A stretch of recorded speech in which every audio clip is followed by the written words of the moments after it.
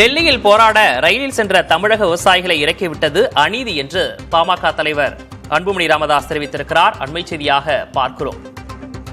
தமிழக விவசாயிகளை நாக்பூரில் மராட்டிய காவல்துறை இறக்கிவிட்டது அநீதி என்று அவர் தெரிவித்திருக்கிறார்.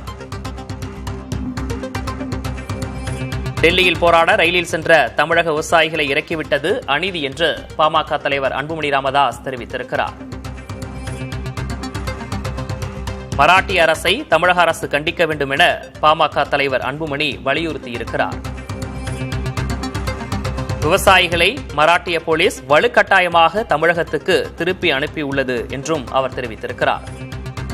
தமிழக உரிமைகள் மீது நடத்தப்பட்ட தாக்குதல் இது என்றும் இதை தமிழ்நாடு அரசு வேடிக்கை பார்க்க கூடாது என்றும் பாமக தலைவர் அன்புமணி ராமதாஸ் தெரிவித்திருக்கிறார்.